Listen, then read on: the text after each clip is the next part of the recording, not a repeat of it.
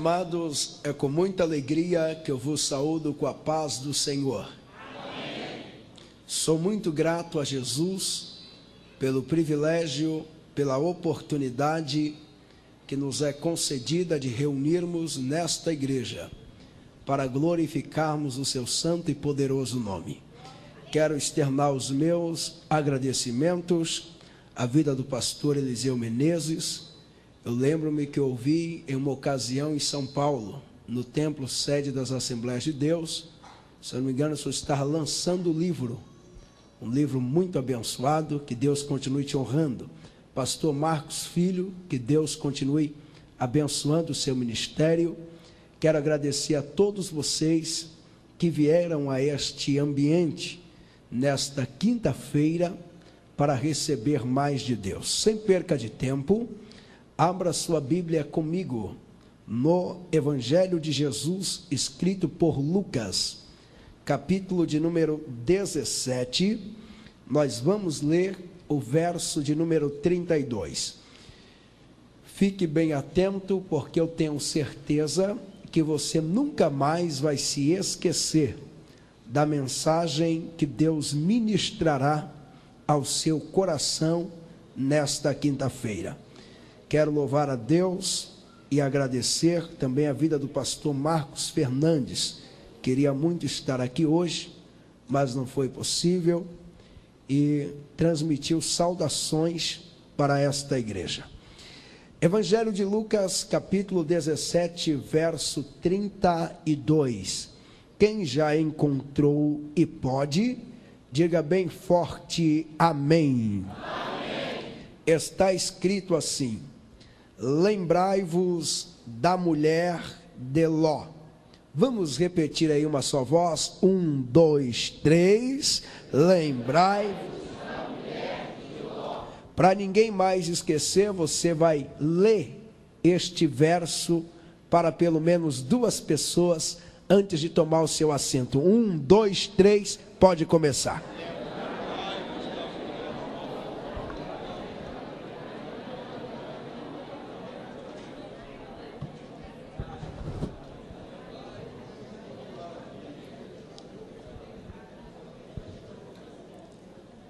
Meus amados irmãos, presentes aqui esta noite, nós acabamos de ler um texto na Bíblia Sagrada, que traz para nós uma mensagem maravilhosa, magnífica, quando neste capítulo de número 17 do Evangelho de Jesus Cristo, escrito por Lucas, a partir do verso de número 20, nós encontramos o Senhor Jesus falando com seus discípulos acerca da vinda e da manifestação do reino de Deus.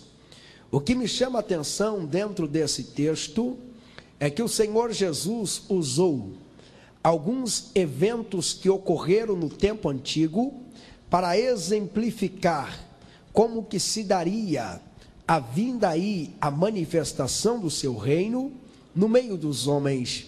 Engraçado nesse texto é que o Senhor Jesus disse que a vinda e a manifestação do seu reino seria semelhante ao fato que ocorreu nos dias de Noé. Quando todos casavam e davam-se em casamento, a Bíblia diz que quando menos se espera, veio repentinamente as águas do dilúvio e acabou tragando a vida de todos quanto não haviam dado crédito à pregação de Noé. Jesus continuou falando da vinda e da manifestação do seu reino, que seria semelhante a um relâmpago que ilumina desde uma extremidade até a outra extremidade. Mas no meio desse discurso todo do nosso Senhor Jesus Cristo, ele usa uma frase que me chama muito a minha atenção, quando ele diz no verso de número 32, lembrai-vos da mulher de Ló. Algumas vezes, quando eu li esse texto, eu fiquei perguntando para mim mesmo, o porquê do Senhor Jesus associar a vida da mulher de Ló com a vinda e a manifestação do seu reino. Eu até pensei comigo que seria mais fácil lembrarmos de outras mulheres da Bíblia do que lembrarmos da mulher de Ló. Por exemplo, seria fácil se o Senhor Jesus houvesse dito: lembrai-vos de Ana. E por que seria fácil lembrarmos de Ana? Porque Ana era estéril. Ela orou a Deus e Deus abriu a sua madre e ela se tornou mãe de filhos. Seria fácil se o Senhor Jesus houvesse dito: lembrai-vos de Esté. Por que seria fácil lembrarmos de Esté? Porque foi a única mulher judia na história da Bíblia que foi rainha em um império gentio. Também seria fácil lembrarmos se Jesus dissesse: lembrai-vos da minha mãe, lembrai-vos de Maria. Mas o Senhor Jesus não pediu para que viéssemos lembrarmos de Maria. Ele não pediu para lembrarmos de Esté. Ele não pediu para lembrarmos de Ana. Ele disse exatamente: lembrai-vos da mulher de Ló.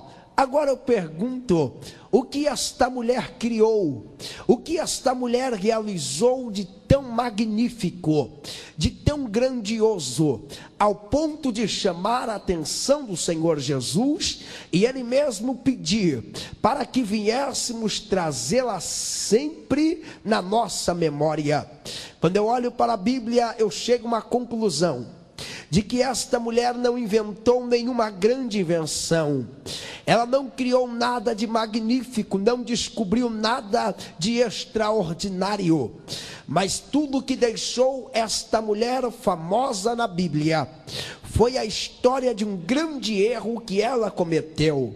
E a história deste erro está registrada na Bíblia Sagrada, no capítulo de número 19 do livro do Gênesis, quando a Bíblia conta que havia algumas cidades muito corruptas, cidades mergulhadas a todas as sortes de pecados, e entre elas estava a cidade de Sodoma, também Gomorra.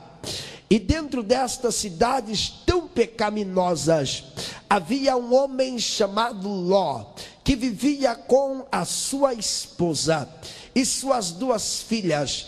Deus então resolveu, queria destruir a cidade de Sodoma, Gomorra, devido aos pecados que eles haviam praticado.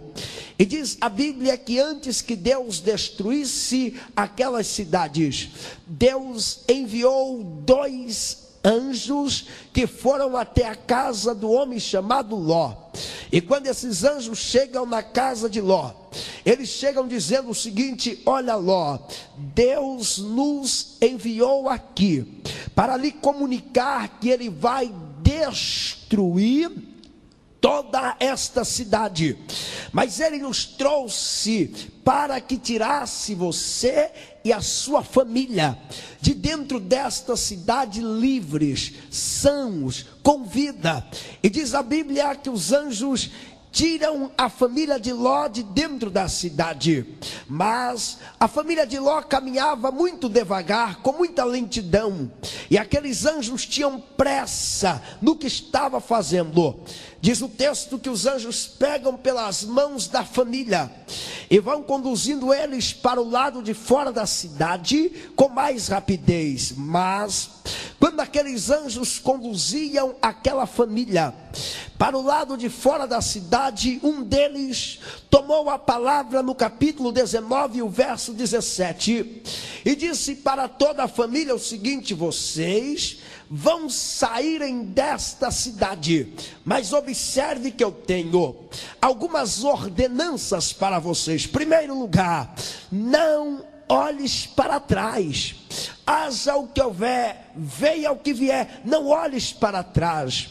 Mesmo quando sentir saudade da cidade, não olhes para trás. Se alguém te chamar, responda olhando para frente. Se alguém quiser conversar com você, estiver à retaguarda, dê as costas. Pode conversar, mas não olhes para trás. Se no caminho vê alguma coisa bonita, enquanto estiver à sua frente, olhe à vontade. Depois que passou, não olhes mais. E o anjo disse: ainda tem mais uma ordenança. A segunda é essa: vocês também não podem parar. Depois que vocês saíram da cidade, não parem. Se chegar ao cansaço, caminhem cansados, mas não parem. Se houver fraqueza, caminhem fracos, mas não parem. Se houver o desânimo, caminhe desanimado. Se você perder a vontade, caminhe sem vontade. Se houver lágrimas, caminhe chorando. Se houver tristeza, caminhe triste. Se houver desespero, caminhe desesperado. Se te perseguirem, caminhe perseguido. Não interessa o que houver, não pares. Olhe para frente e não pares. Era a ordem que aqueles anjos de Deus estavam dando para a família. Mas diz o texto bíblico no capítulo 19 e o verso de número 26 do livro do Gênesis, que quando a família estava caminhando, bem no meio da caminhada, a mulher de Ló resolve desobedecer em um único gesto as ordenanças, as duas que o anjo havia lhe dado. A mulher de Ló para e olha para trás. Quando aquela mulher parou e olhou para trás, a Bíblia diz que o seu corpo foi transformado em uma estátua de sal. Aquela mulher perdeu o casamento. Aquela mulher perdeu o direito de ser mãe. Aquela mulher perdeu os melhores sonhos, perdeu as melhores ideias, perdeu o planejamento familiar, perdeu as finanças, perdeu as suas amizades, perdeu tudo que ela tinha, porque no meio da caminhada ela parou e olhou para trás. Quando passa-se muitos séculos e anos, e o Senhor Jesus está pregando e falando do seu reino, em Lucas capítulo de número 18, 17 e o verso 32, quando ele usa a expressão e diz: lembrai-vos da mulher de Ló, o que ele queria dizer com isso? Nada mais e nada menos que: se vocês quiserem participar do meu reino, nunca deverão olhar para trás e nunca deverão pararem. Haja o que houver, olhe para o alvo e siga a sua caminhada. Quem recebe essa palavra, levante a mão aí e dê um brado de glória a Deus. Era o que Jesus estava ensinando na ocasião. E enquanto eu preparava esta mensagem para ministrar-vos esta noite, eu fiquei pensando no porquê de nós, os seres humanos, sermos tão atraídos a olharmos para trás. Eu não sei se vocês observaram que existe horas na vida que olhar para trás se torna muito mais atrativo do que mantermos a nossa visão concentrada à frente e no alvo para o qual estamos caminhando. E eu cheguei a uma conclusão de que existem alguns fatores que roubam a nossa visão da dianteira e nos leva a olharmos para a nossa retaguarda. Primeira atração que nos leva a desviar a nossa visão da dianteira e olharmos para a nossa retaguarda chama-se decepções do passado. Diga comigo: decepções do passado. É o primeiro fator que tira a nossa visão da dianteira e nos leva a olharmos para trás. Vocês sabiam que nós temos mais habilidades de lembrar das decepções do nosso passado do que de qualquer outro momento da nossa existência? As decepções são as lembranças mais presentes que existem na nossa memória. Nada é tão presente na nossa memória memória quanto às decepções do nosso passado. Se eu fizesse algumas perguntas aqui esta noite, nós iríamos concluir exatamente que nós lembramos mais das decepções do nosso passado do que dos momentos de alegria, dos momentos de felicidade, de conquistas e de vitórias. Se eu perguntasse aqui esta noite, quantos aqui se lembram do dia mais feliz que viveu em toda a sua vida? Eu sei que poucos levantariam as mãos, porém, se eu invertesse a pergunta e dissesse quantos aqui se lembram do dia mais triste que viveu em toda a sua vida, a maioria levantariam as suas mãos, porque lembram do dia mais triste, mas não lembram-se do dia mais feliz.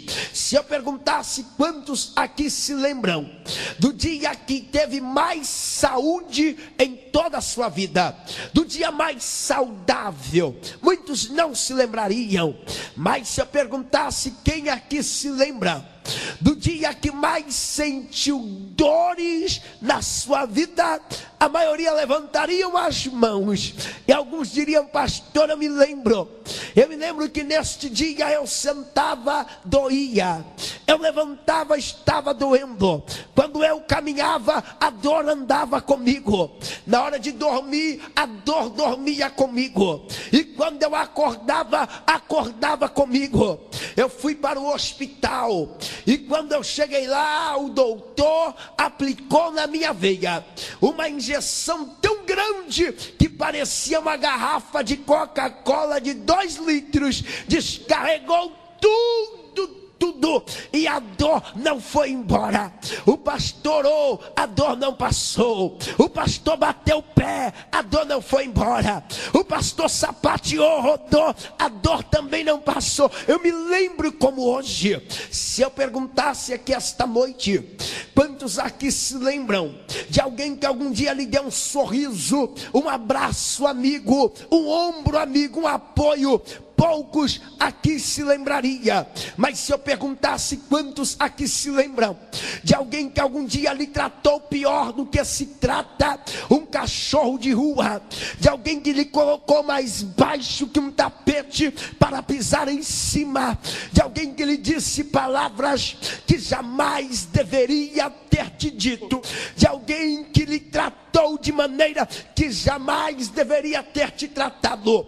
Eu sei que a maioria levantariam as mãos, e alguns ainda diriam: pastor, já fazem 20 anos que isso aconteceu, já fazem 10, mas todas as vezes que eu olho no rosto daquele cidadão que me humilhou, no rosto daquela mulher que me humilhou, eu me lembro como se fosse hoje.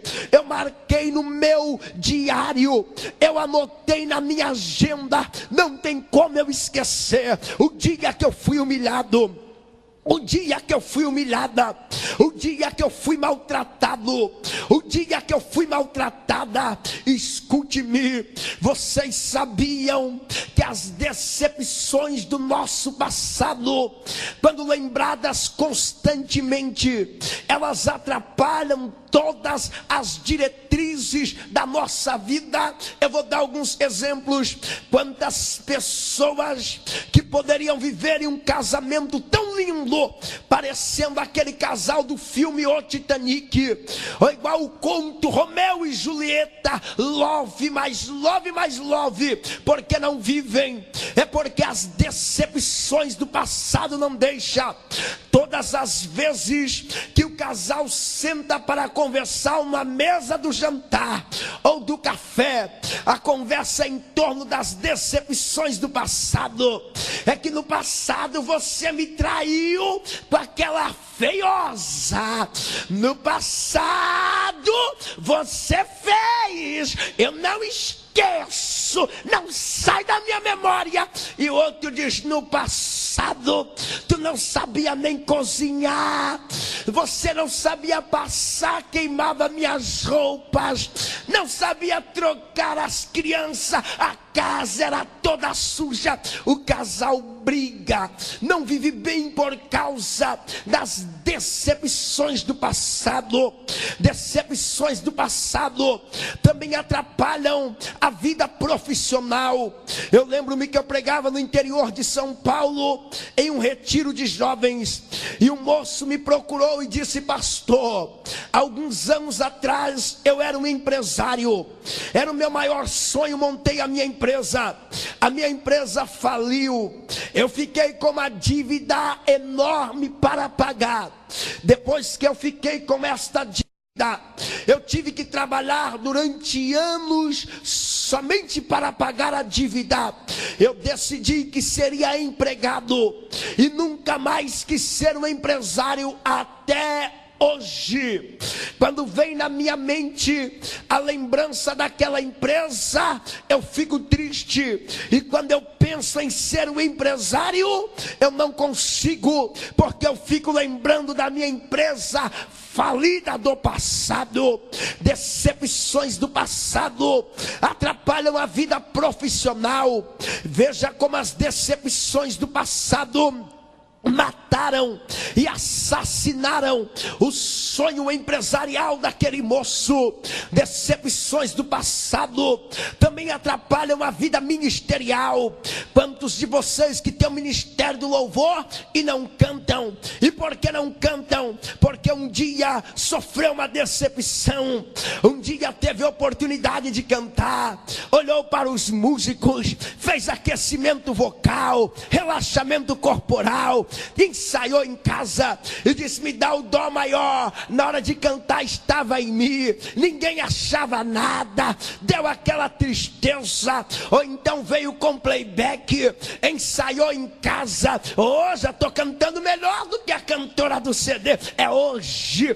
Quando o pastor lhe deu o microfone e abriu a boca para cantar, o playback já estava na metade, quando o hino estava começando. Ficou tão tão decepcionada depois disso, que nunca mais quis cantar na igreja.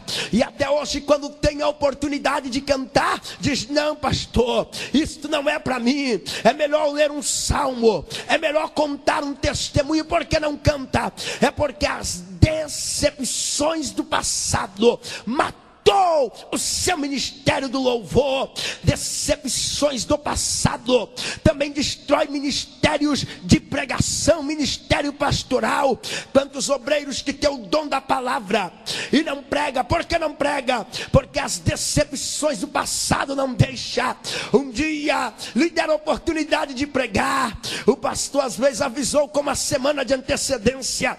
Quando o indivíduo saiu da igreja naquele dia, contou para todo mundo: tal dia o pregador sou eu. O pastor falou, alguém disse ora, ele orava, o joelho doía, ficou calejado, jejua, jejuou, em uma semana perdeu 5 quilos, de tanto que jejuou para pregar. Chegou em casa, foi estudar a Bíblia, leu, pegou livros, leu, procurou a internet, estudou.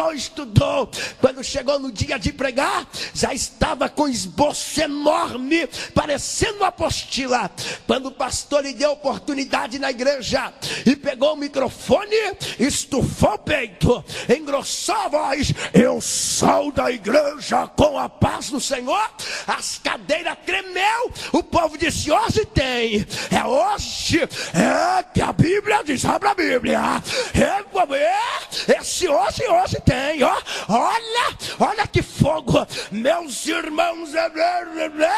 Quando deu 15 minutos, lhe deu um branco na memória, não lembrava mais de nada. Ele olhava para o povo e o povo queria ouvir, e o povo ele olhava para o povo sem ter o que falar, e o povo olhava para ele sem ter o que ouvir também. Se era branco, ficou vermelho; se era igual eu, ficou branco, só de nervoso.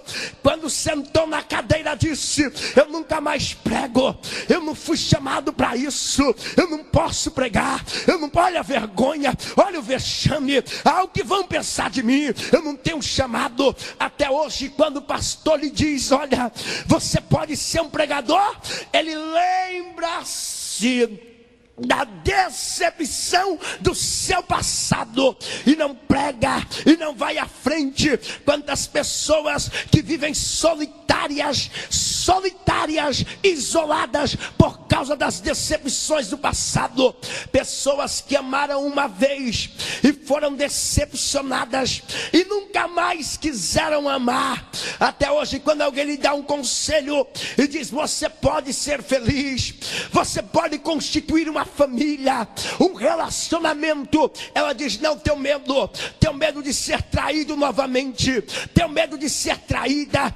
Decepções do passado atrapalham a nossa vida. E não só isso, escute-me mais um pouco. Decepções do passado, além de atrapalhar a nossa vida, é algo que entristece a Deus. Vocês sabiam que Deus fica muito triste quando Ele olha para a igreja e vê um músico paralisado por causa das decepções do seu passado? Quando olha para um altar e vê um obreiro que não exerce o seu ministério por causa das decepções do passado?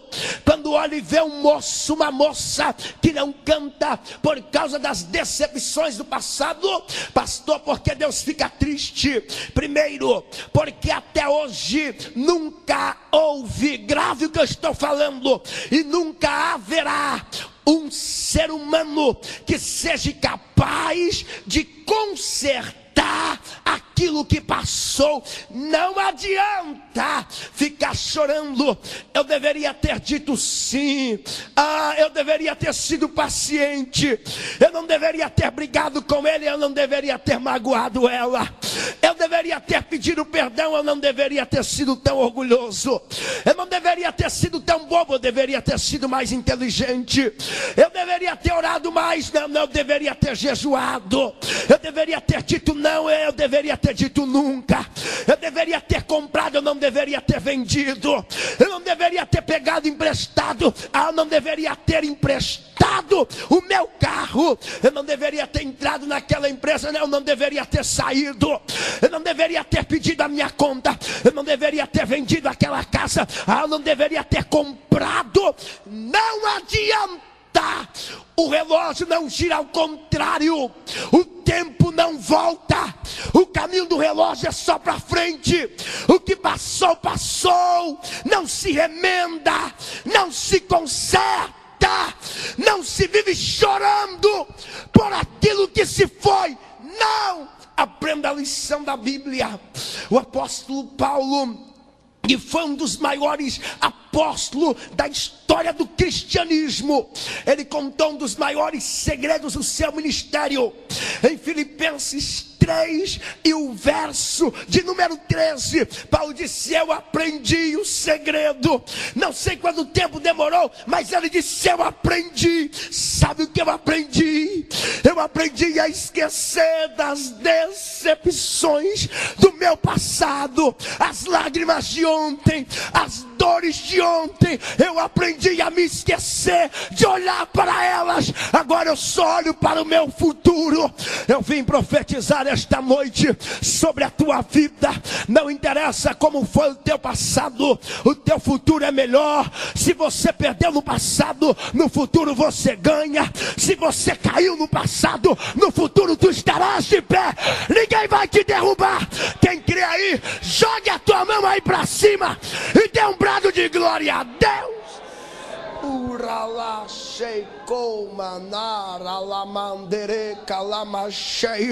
Segure a mão levantada, adore por um minuto esta noite. Adore, adore.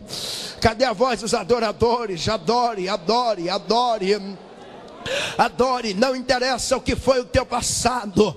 O Deus que garante o futuro melhor está aqui esta noite. Não interessa como foi o teu passado. O Deus que determina um futuro de vitória está aqui esta noite. Enxugue essas lágrimas de ontem. Não fique chorando pelas angústias que se passaram. Deus tem coisas melhores para você. Tem. Quem acredita? Quem acredita? Urala, sica, lai, teiko, alabadaraka, lama. manderebaçu, eu sinto a glória de Deus aqui esta noite.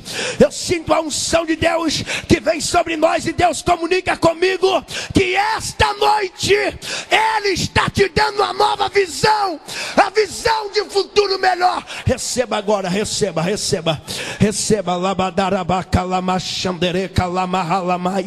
Eu estou vendo pessoas que estão recebendo esta noite. Eu estou vendo a visão de Deus, de Deus. Labalá, Siremende, Colma, Naramaia. Agora preste a sua atenção aqui. Eu prometo que já estou encerrando.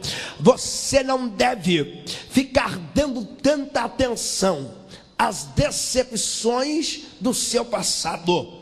Pastor, e por que eu não devo ficar atento às decepções do seu passado? Em primeiro lugar, o seu passado é algo que Deus esquece, é algo que Deus elimina. Quantas pessoas que aqui não conseguem serem felizes, não conseguem sorrirem por causa dos passados, por causa das decepções sofridas. A Bíblia diz em Isaías 43 e o verso de número 25: porque eu sou o Senhor, que apago as tuas transgressões por amor de mim, e dos teus pecados eu não me lembro. Acabou. Você não deve ficar dando atenção àquilo que Deus esqueceu, aquilo que Deus não dá atenção, valorizando aquilo que Deus não valoriza. E um texto na Bíblia que chama a minha atenção é o capítulo de número 6 e o verso 19 do livro do profeta Miqueias. Ele profetizou e disse: tornará-se a piedade de nós, Senhor, e lançará os nossos pecados nas profundezas dos mares. Alguns teólogos estudiosos da Bíblia dizem que o mar aonde Deus lança os nossos pecados é chamado de o mar do esquecimento. Agora analise comigo algo. O mar do esquecimento é o mar que ninguém conhece, o endereço dele ninguém sabe. O mar do esquecimento é desconhecido de todos os geógrafos. O mar do esquecimento, ele não está no litoral brasileiro, no litoral americano, africano, ou o europeu, ou o asiático. O mar do esquecimento, ninguém sabe o endereço. Pastor, o que tem no mar do esquecimento? Lá dentro tem camarão? Não tem. Caranguejo? Não tem. Nem um sirizinho? Não tem. Não tem o aratu? Não tem. Pastor, no mar do esquecimento não tem nem um bacalhau? Não tem bacalhau. O que tem lá? Pecados. Pecados de todos os tamanhos, pecados de todas as gravidades. O mar do esquecimento tem todos os tipos de pecados que você imagina, e até aqueles que você ainda não conseguiu imaginar. Está no mar do esquecimento. E o engraçado é que Deus escondeu o mar do esquecimento, pastor Eliseu, de todos os homens, de todos os demônios. Porque Deus escondeu o mar do esquecimento de todos os homens e de todos os demônios? Primeiro, Deus sabe que a natureza do homem é má, e quando influenciada pelo diabo, se torna maligna. E Deus também sabe muito bem que os demônios são acusadores. Então, quando Deus perdoa os nossos pecados, Deus lança em um lugar que ninguém pode encontrar. Eu imagino que se Satanás soubesse o endereço do mar do esquecimento, ele mandaria construir uma embarcação enorme, pastor Marcos, uma embarcação maior do que aquele navio Titanic, e a encher essa embarcação de demônios demônios pescadores. Eram demônios pescando 24 horas por dia. Era um grupo que entraria às 0 horas, saía às 6, outro das 6 às 12, o outro das 12 às 18, o outro das 18 horas às 24 horas. Eles não parariam, e cada pecado nosso que encontrasse seria uma grande festa.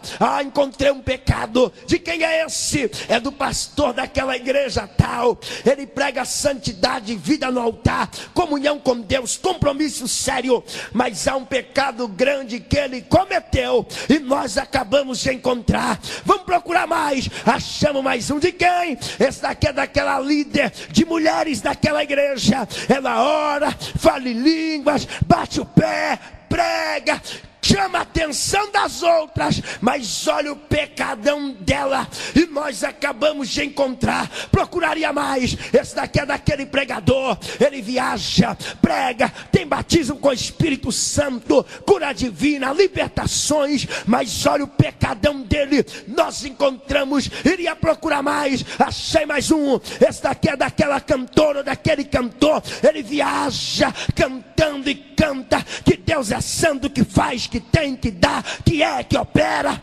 Mas há um pecado grande dela, há um pecado grande dele. Ele canta, ela canta, mas pecou, é grande, e nós encontramos. Mas sabe o que Deus fez? Diga glória a Deus por isso. Ore cantará mahalama cheia. Deus escondeu o endereço do mar do esquecimento de todos os homens e de todos os demônios. Sabe por quê? É porque ninguém tem o direito de ficar vasculhando o teu passado. Ninguém tem o direito de ficar investigando as coisas feias que você já fez ou deixou de fazer. Ninguém tem o direito de te acusar aqui esta noite.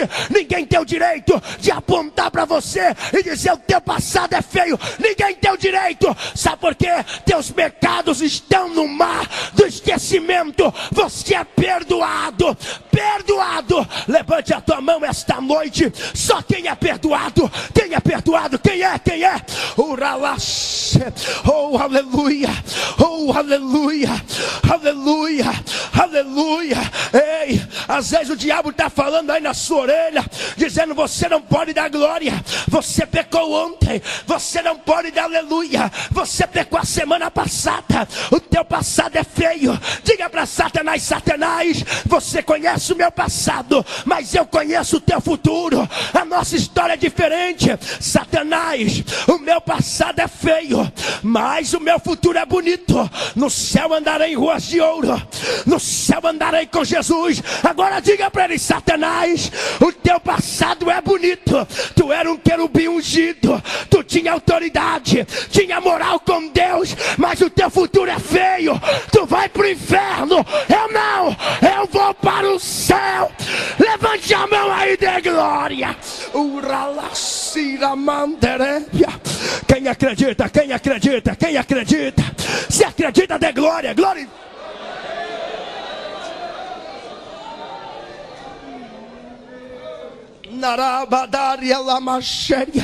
Fique de pé onde você está. Fique de pé.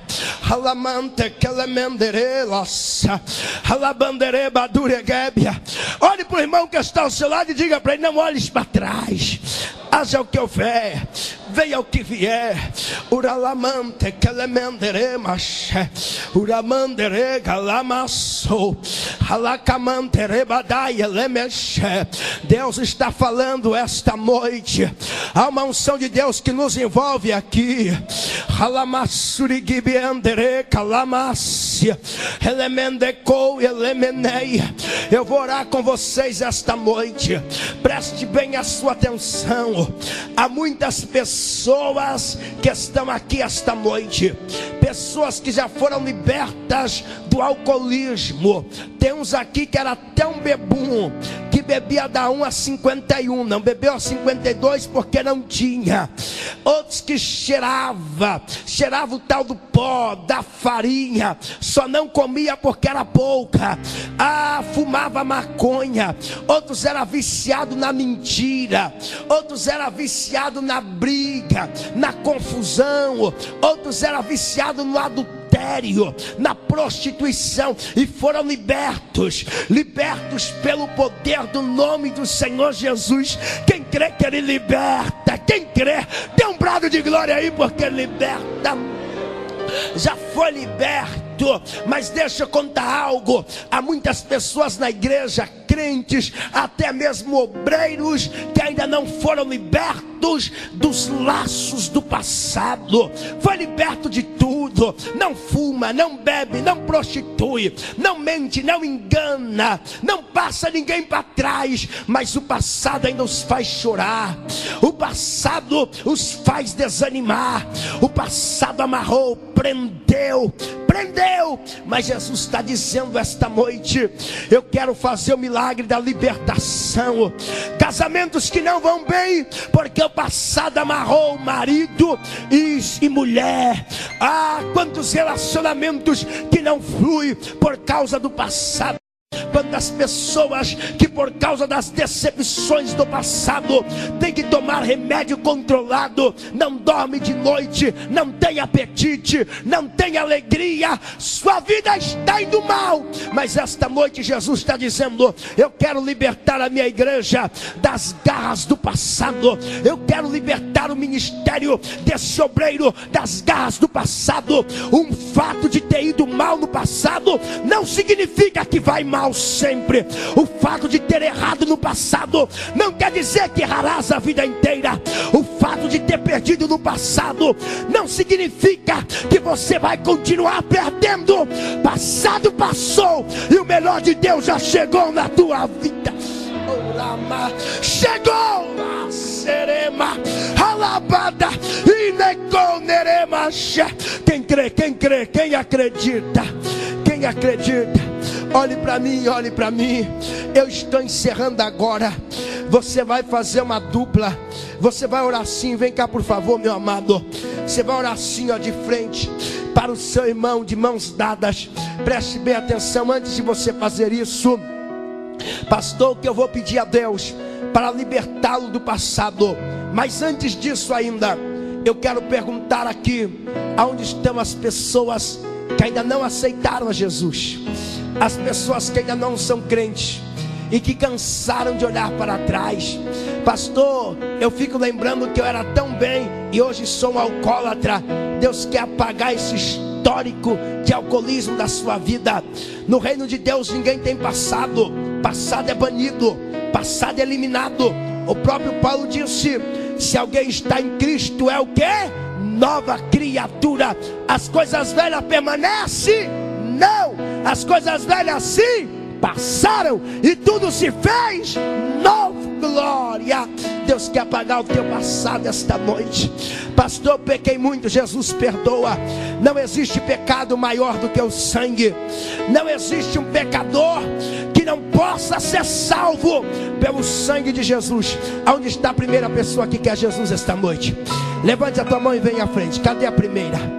Cadê a primeira que quer aceitar a Jesus como Salvador? Cadê a primeira? Cadê a primeira? Cadê a primeira pessoa? A primeira pessoa. Jesus está te convidando esta noite. Jesus está te convidando esta noite.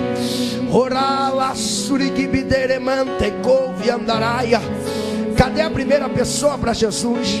Eu quero orar por você esta noite. Você não pode sair daqui preso ao seu passado. Cadê a primeira pessoa?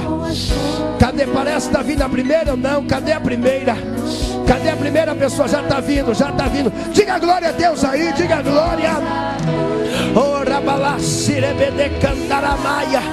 Igreja, é isso, salvação de almas. Isso, cadê a segunda? A segunda. Eu estou animado para chamar a segunda pessoa. Cadê a segunda pessoa? Isso daqui já me animou. A vida dessa primeira me anima para chamar a segunda. E a segunda parece que já está vindo. Cadê a segunda? Cadê a segunda pessoa para Jesus? Cadê a segunda? A segunda pessoa. A segunda.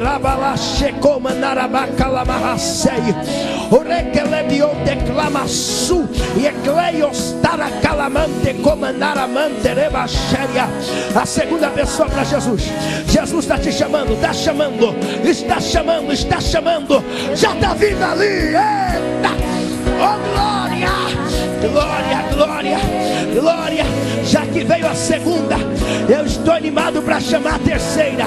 Eu estou animado para chamar a terceira. A terceira vem agora. A terceira vem agora. Jesus está libertando. O evangelho é esse, é o que liberta. O evangelho é esse, é o que liberta. Cadê a terceira? A terceira. Vem a terceira, vem a terceira. Vem a terceira. Vem, vem, vem, vem. Satanás não pode segurar esta alma. Solte, solte. Ai, de quebre a laço. Que ela é vetéria. Eu estou em guerra esta noite. Nós estamos em guerra. E o prêmio aqui é as almas. Satanás, solte, solte. Solte a vida dessa mulher agora. Agora, agora. Aonde há um demônio prendendo uma vida, solte agora. Solte agora. Solte agora. Alabadácia, venha, venha. Já está vindo a terceira. Eu estou animado para chamar a quarta. A quarta, a quarta. A quarta, Lamassu. E a Clemenesse, Alachofla. Que leve Roviasse, que leve Nesse. Eu quero a quarta pessoa. A quarta pessoa. Alamante, que elemente que acion. Elemente plácia. Filha, olhe bem para mim. Diz o Senhor teu Deus: descansa. Eu estou criando situações para resolver os teus problemas. Aquela dívida que te incomoda, que te perturba, descanse. Eu estou resolvendo do meu jeito. Enquanto tu veio buscar a minha presença, enquanto tu veio buscar uma resposta, os meus anjos já estão guerreando. Papéis estão sendo assinados. E aquilo que fugiu do seu controle volta ao seu controle. Nada ficará perdido. Eu guerreio por você. Receba.